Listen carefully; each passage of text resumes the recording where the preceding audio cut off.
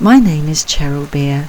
I am the Conduit Composer, a hearing-impaired environmental sound artist and musician, notating nature in her hour of distress so that we might hear her better.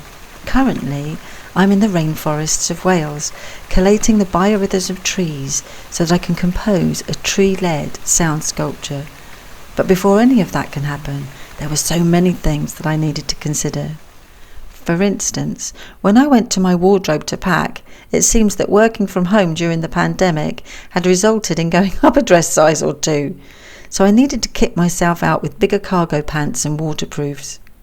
The shop assistant reassured me that everyone has gone up a dress size this year, and if that was the least of our worries, we were lucky. Then I had to think about what equipment I would take and how I might carry it, but the thing that concerned me the most right from the outset was how my hearing would fare in the middle of a rainforest. Even with my hearing aids in, I struggled to hear sounds from behind. Suppose a tree fell or a small animal approached me. So I made a very important decision when I was applying for the unlimited commission. I would need a hearing assistant, someone who could be my extra pair of ears, someone really special, somebody that I could connect with, that understood what I was doing and why, somebody that would want to get involved on some level in the journey. Alison is a beautiful person. She and her husband made a sensory garden in my backyard, and they've really looked out for me during the pandemic. Also, Alison is very good at arts and crafts. Her garden is just a dream with a towering oak tree that she loves, so I knew instinctively from the way she connects with nature that she would make the perfect hearing assistant. But actually she became much more. Alison made a first aid kit in a bum bag, which I thought was a genius idea. I ordered a waterproof rucksack so that I could carry all my equipment in one place, and invested in state-of-the-art digital technology that could be easily portable.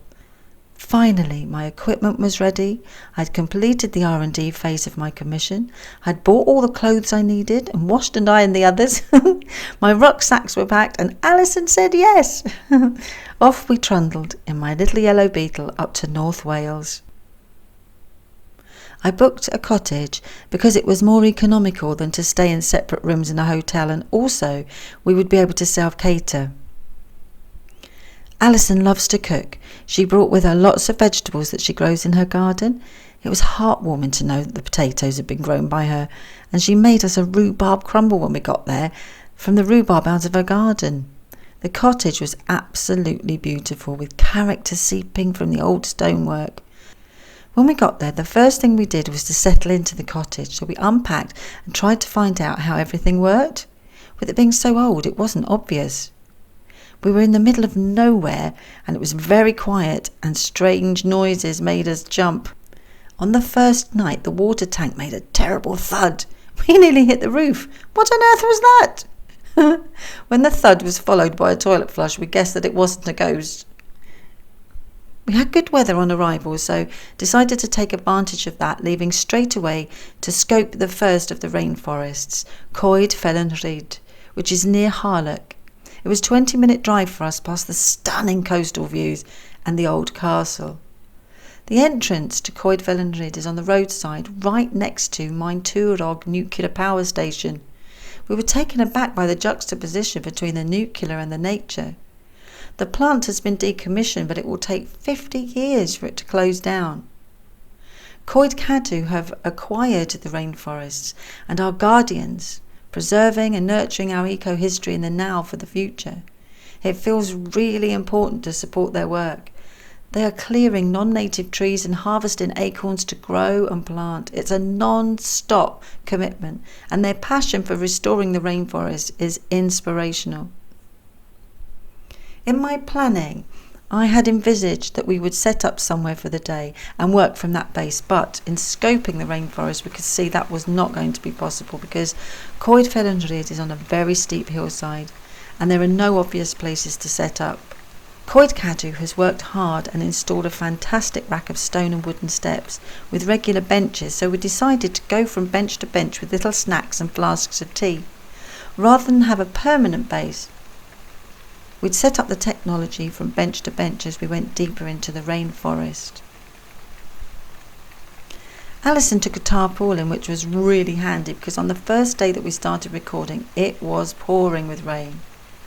Now, on the one hand, I got some amazing ambient sound, but my technological equipment is obviously at risk if it gets wet. Whilst I was collating the biorhythms of trees, Alison found an underground beehive. Coed, which is the Welsh branch of the Woodland Trust, warn that wild bees are not so domesticated as we're used to. They are much more territorial about their space, so Alison just left her camera running and we moved away. She managed to capture some of them coming in and out, and they looked like they were talking to each other at the doorway of the hive, as if to say, "What's going on out there? Who's out there? Are we on camera?"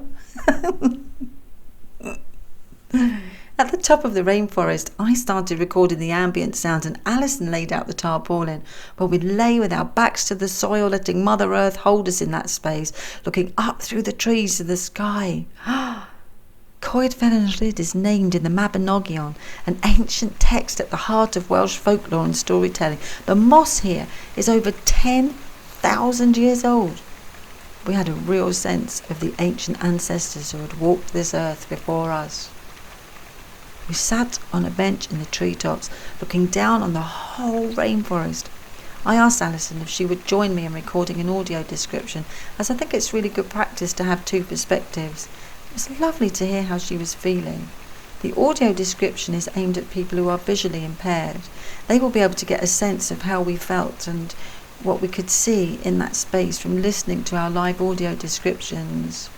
It worked really well and is something that we did throughout the entire residency. The rain stopped and it was much grassier on the way down, softer on the feet. We went home for a lovely home-cooked meal, ready to begin collating the biorhythms of trees and converting them into digital sound, so that back in my studio I'll be able to compose tree-led music.